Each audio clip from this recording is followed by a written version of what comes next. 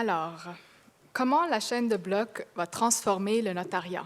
C'est une question qui a été posée ce matin, donc je vais l'adresser de façon pratique. Je ne suis pas professeur, je suis notaire et donc j'ai l'expérience d'être avec le public tous les jours.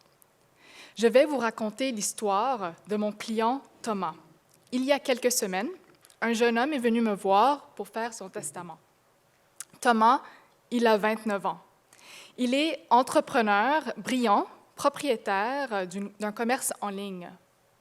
À 29 ans, c'est son premier testament. Et il est bien nerveux de parler de sa mort. Alors, je lui explique que notre procédure aura lieu sur 2 rencontres.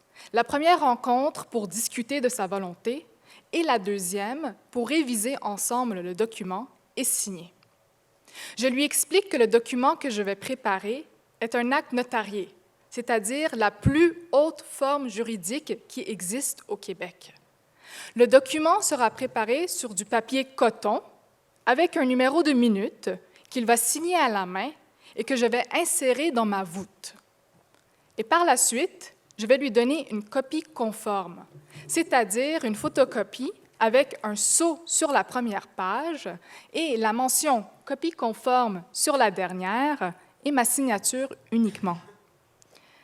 Alors, ah oui, désolée, je ne suis pas encore rendue là. Alors, mon client, il me dit « C'est quoi une voûte? » C'est sa question. Alors, je lui explique qu'une voûte, c'est un coffre-fort spécial, et dans mon cas, un coffre-fort qui résiste au feu.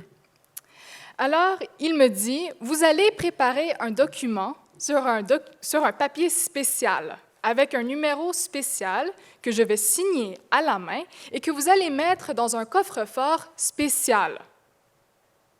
Qu'arrive-t-il si on perd le document?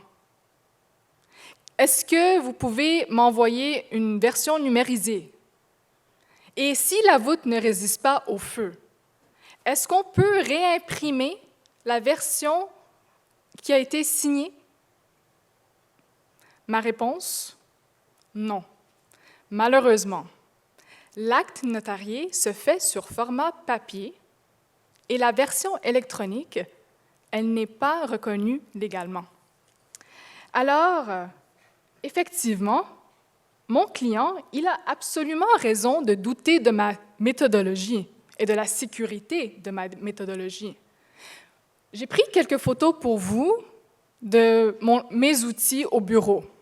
Alors, pour assurer la sécurité des actes présentiels, on a le papier chiffon, le stylo, la signature avec la mention notaire. Voici la mienne.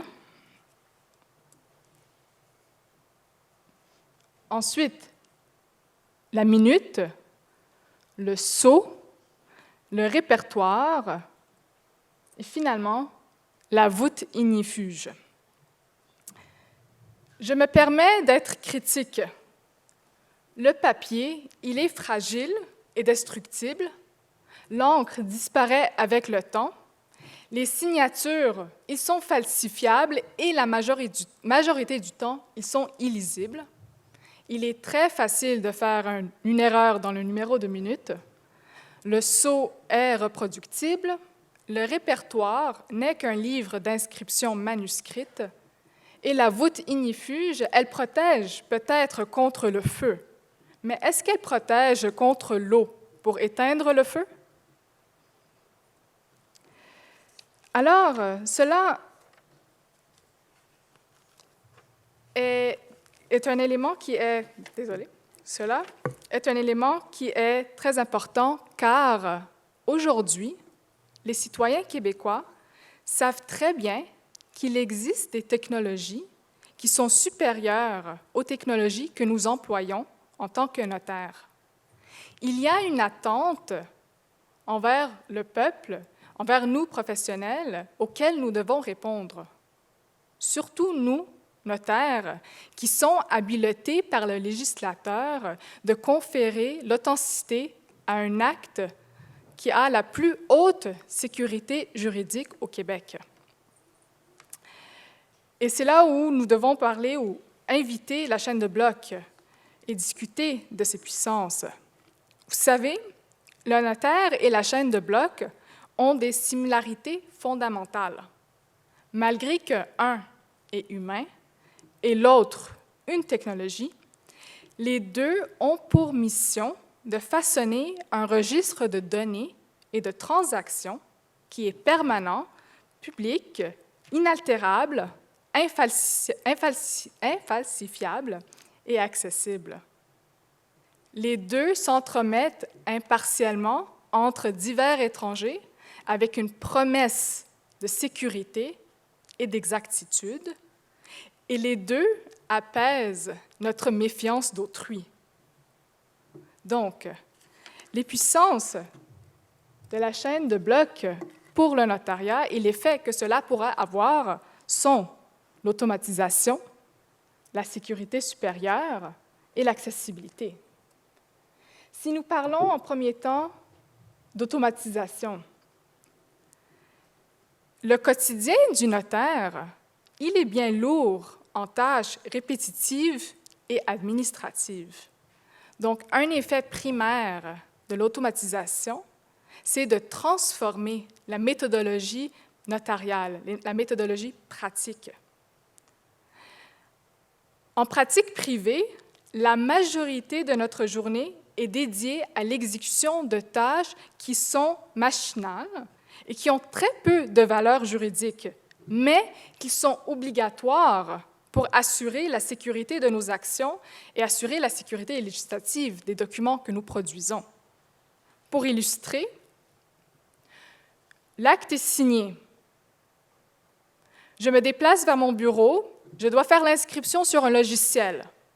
Mais ensuite, je dois le faire aussi à la main, dans mon répertoire. Je dois par la suite faire l'inscription au registre, que ce soit registre foncier, RDPRM, etc. J'attends 24 heures, 48 heures, et par la suite, une fois que j'ai mon numéro, je dois produire un endo pour mon original, je dois produire un endo pour mes copies conformes, je dois insérer l'original dans ma voûte, je dois appeler le client pour l'informer que ses copies sont prêtes, qu'il vienne les chercher. J'ai à mon bureau un tiroir à l'avant plein de copies conformes que les gens ne viennent jamais chercher. Donc, ils n'ont pas de copie des documents qu'ils ont signés devant notaire. Aussi, nous devons, avec l'automatisation, concevoir qu'est-ce qui va arriver avec qu'est-ce qui aura lieu avec les tâches que nous avons l'obligation de faire en tant que notaire, qui sont répétitives au niveau, par exemple, que tous les 15 jours, nous devons faire un rapport testamentaire à la Chambre des notaires. Nous devons aussi maintenir des registres de quittance. Nous devons aussi assurer une comptabilité fidéicommis qui est mensuelle. Donc, vous pouvez imaginer, toutes ces choses, ça se répète tous les jours, tous les jours. C'est un quotidien qui est lourd et ça nous oblige de passer notre temps à faire ces tâches administratives. Donc, avec la chaîne de blocs, il y aura un effet d'alléger notre quotidien ou même supprimer ces tâches entièrement. Nous devons aussi parler de contrats intelligents, car avec les applications de Ethereum 2.0 et eWASM, il y a la possibilité de contrats intelligents qui ont été discutés ce matin, que vous avez bien compris, sont des protocoles informatiques qui permettent, à travers le codage, d'entreposer des termes et conditions et qui permettent l'auto-exécution de certaines opérations. Cela est intéressant pour le notaire, parce que les contrats intelligents, c'est utile dans les opérations qui sont simples. Vous savez, dans la pratique notariale, il y a beaucoup d'actes notariés qui sont d'opérations simples. Une hypothèque, une main levée, une quittance, une renonciation aux droits successoraux, une procuration, un testament simple, une vente. Évidemment, pas tous les contrats sont de nature simple, mais il y en a beaucoup qui sont de nature simple. Donc, l'efficacité de la technologie aura pour effet de libérer le temps du notaire, mais aussi de libérer son argent, et lui permettra d'allouer tout cela au développement de sa pratique et de ses connaissances plutôt qu'à la production de copies conformes et à la standardisation des contrats. Ensuite, nous avons la sécurité supérieure. Actuellement, l'acte notarié se fait sur papier et ensuite, il est signé à la main. Évidemment, avec la chaîne de blocs, on doit obligatoirement concevoir la dématérialisation de l'acte notarié et aussi la signature cryptographique. Deuxièmement, on a l'effet sur la conservation.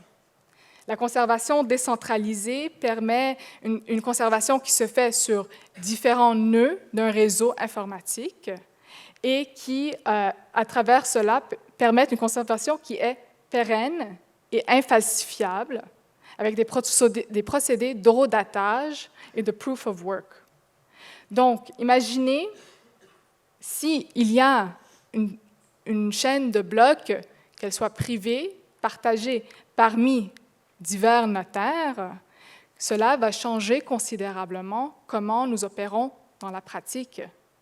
Et aussi, on est obligé de questionner comment fonctionneront et quelle est l'utilité de certains registres, comme le registre des testaments et mandats, où nous devons faire des inscriptions tous les 15 jours, comme le registre foncier, comme le RDPRM.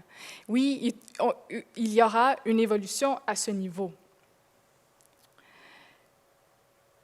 Je veux aussi parler de la certification, parce qu'on entend souvent que le notariat va disparaître, parce que la chaîne de blocs a la capacité de certifier.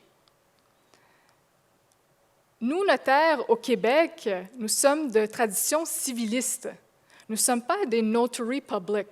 On ne fait pas juste étamper des documents et certifier des documents. Ce n'est pas ce que nous faisons. Oui, c'est un service mineur que nous pouvons offrir, mais ce n'est pas ça que nous faisons. Donc oui, la chaîne de blocs permet la possibilité de certification à travers un horodatage, à travers une traçabilité qui est forte, mais le fait que la chaîne de blocs peut certifier ne veut pas dire que le notariat québécois va disparaître.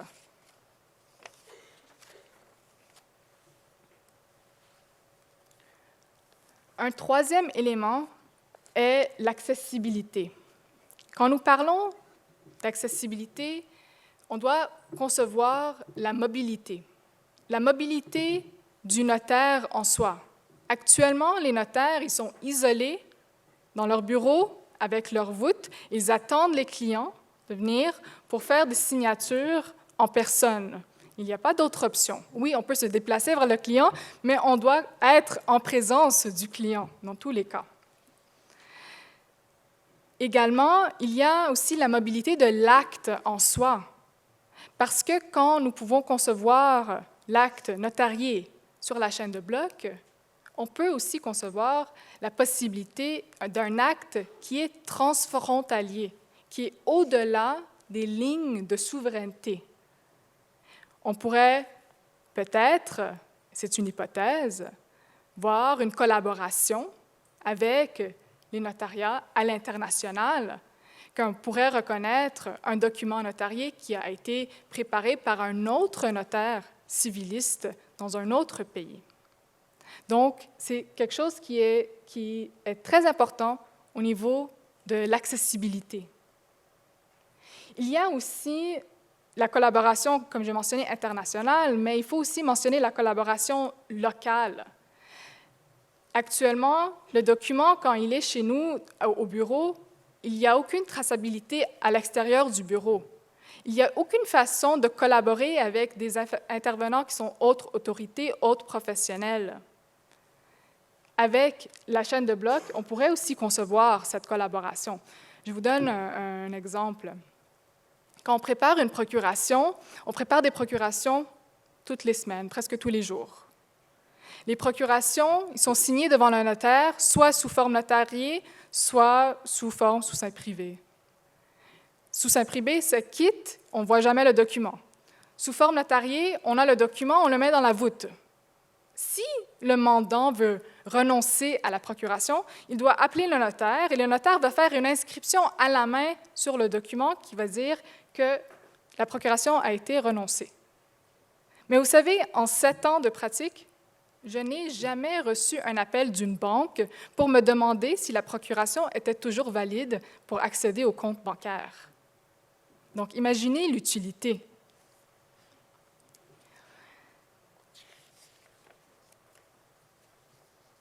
À mon avis, ou certainement intrinsèquement, la chaîne de blocs a pour effet d'éliminer les intervenants sans valeur ajoutée.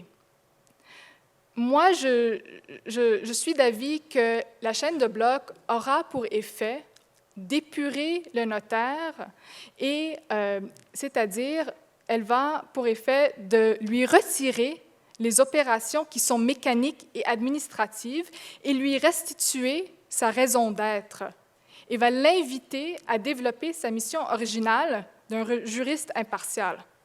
Parce que, ultimement, la chaîne de blocs est un outil efficace de gestion de données, d'inscription de données et de conservation de données. Mais en soi, la chaîne de blocs, elle ne peut pas conseiller le client, elle ne peut pas faire une analyse juridique, elle ne peut pas participer à une négociation, elle ne peut pas faire une médiation, et elle ne peut certainement pas gérer un imprévu. Donc, ça demeure toujours un outil et ne peut pas donner un conseil juridique. D'autant plus, la chaîne de blocs peut peut-être vérifier l'identité du client, mais elle ne peut pas vérifier son consentement, elle ne peut pas vérifier sa compréhension d'un document, elle ne peut pas octroyer l'authenticité. Ceci est un acte qui est toujours réservé au notaire.